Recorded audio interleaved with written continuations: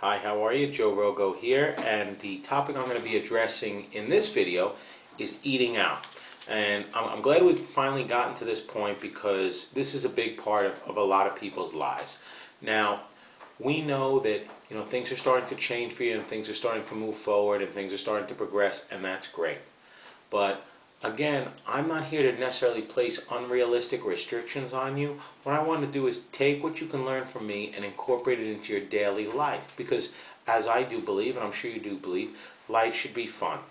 So let me tell you a little bit about eating out. We know it's a big challenge when everyone's trying to control their weight and change their behavior. But I've jotted down some suggestions here and some things that I did and I was able to implement that really helped me overcome, not only overcome, but be successful and win at the challenge of eating out in a restaurant or going to family events, family parties, company parties, and all types of really fun stuff like that. So one of my first tips when eating out is don't be shy. There is no sense, in my opinion, for you to give back 1 ounce of any pound that we have managed to move in a positive direction. We're not here to give back. When you win something, you move forward. You don't go backwards. Okay, so don't be shy. To me, what does don't be shy means? Well, I'll tell you what don't be shy means. It means you have to communicate with your waiter or waitress. And you're the customer. You're the one paying. So at first, and I got to be honest with you, I felt a little uncomfortable about doing this. And I'm like, I really don't know how it's going to go well. But then I realized, you know what? I work too darn hard to move forward. And I'm not going to let a restaurant or a party beat me down. No way. So you speak to the waiter or waitress and you find out what you're ordering and how is it prepared. An example, if they're going to use butter, order Pam instead of the butter. You can't be afraid. You're the paying customer. You can talk to the waiter or waitress.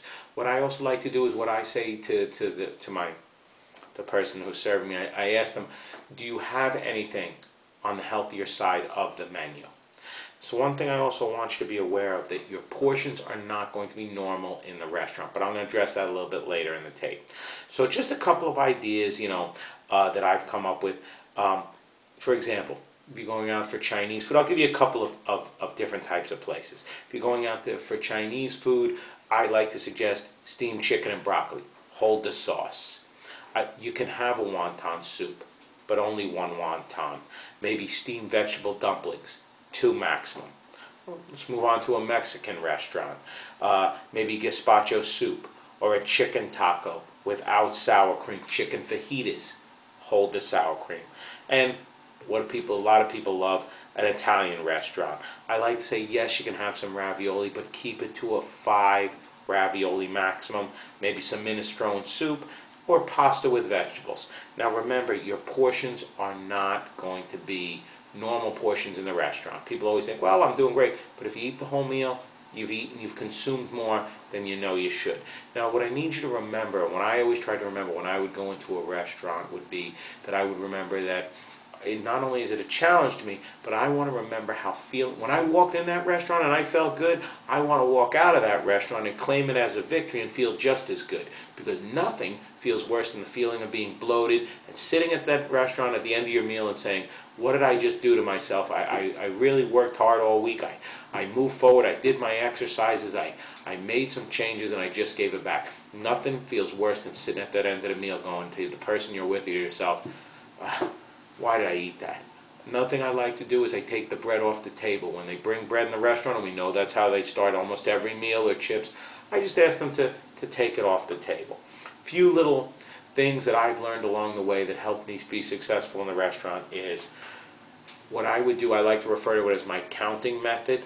So if I'm eating in a restaurant and let's say I'm almost halfway through the meal, I would say to myself, okay, Joe, you have 5 bites left, you have 4 bites, 3, and then so on. I like to call that my countdown method, and it worked for me. Now when I got to the final bite, I took the 2 utensils, I put them on the plate, I took a napkin, put it over the plate, pushed it to the side of the table. Now I always thought to myself, and I'm not saying it's going to be easy, because I understand things are difficult, but what you do then is put it to the side of the plate. Once the waiter or waitress has taken it, you're not getting it back. So that's a victory to me. What else I like to do is, we all know that the end of the meals end in dessert at a restaurant. What I like to do is I don't eat dessert in the restaurant. Not only does it save money, but more importantly, I can go home and have a sugar-free pop. I'll keep them in my freezer. Maybe I'll keep a piece of fruit in the car, and I'll have that. I do enjoy coffee, but I don't have coffee at the end of the meal in the restaurant because unfortunately what happens is coffee and dessert go hand in hand. This isn't, I'm the same as you. I'm not a genius. These are just things that I sat down and I thought through and I looked at where I was failing, and then I want to try to figure out, well, how can I improve on it? That's all it is. If you're caught in doing the same thing over and over and over again and it's leading to failure, well, you just have to think, how can I do things differently? So I jotted down a couple of other things that I wanted to talk to you about. And when parties come up, whether it's holiday parties at work or even family parties, instead of dreading them, what I want you to do, and people, oh, I have to go to this party, there's going to be a lot of food, I might go off my program. I looked at parties as a time to show off, especially if I hadn't seen people in a few months and I trimmed down and my attitude had changed. I loved it. I actually loved being in the spotlight. And I'm going to tell you something, as you move forward, you're going to realize, and you get closer to your goal, there are going to be people in your life, and it's just 100% normal, that they're going to want to see you fail. Doesn't make them bad people, it just makes them normal. Because it's easier for them to root for you and I to fail than for them to actually make a change in their own life.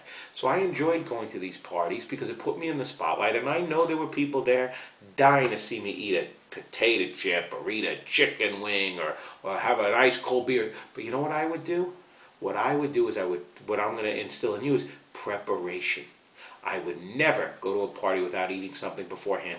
The worst thing you can do is catch yourself in a social situation surrounded by garbage food and you're hungry. But if you follow what we've taught you to eat numerous meals throughout the day, this shouldn't happen. So preparation, preparation, preparation.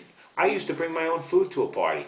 And people would be like, oh, here he comes, he's got his own food. But you know what? I did whatever it takes. If you want to win at something, you're going to do whatever it takes, and you're not going to be worried about what other people think, because it's not important what they think. It's important how you feel at the end of the day, how you feel about how you look. And we both know that when you started my program, you weren't feeling good. Now we've had a few changes, we're taking positive steps, you're feeling great. Why go back? That's how I feel. Another thing I would do, in my last tip that I'm going to give you to help you with parties and restaurants, is set yourself a time limit to be at the party. If I know the party, this is what I would do. If I knew a party was at 8, I'd show up a little bit late. Not only does it give you that good social aspect that you don't feel you have to be there on time, but I'd always say, okay, the party starts at 8, I'm getting there at 8:15. And I'm going to leave, I want to be out of there by 9:30. And I'll tell you, what I noticed in the change in my behavior is you'll see people, when a party starts at 8, these people have to be there exactly at 8 o'clock because they don't want to miss an ounce of food. I turned it around and said, I'm going to show up late so I can't help but miss some food, and I'm going to be out of there by 9:30. Remember, again, you want to leave the party or leave the restaurant feeling as good as when you walked in. And if you think you felt good when you walked in, imagine how good you're going to feel when you walk out and you beat that restaurant and you beat that party and you took the challenge and you answered the call and you did it. These are just some tips I know work for me. You can think of your own too. I just went with what worked for me. And why did I go with it? Because it worked.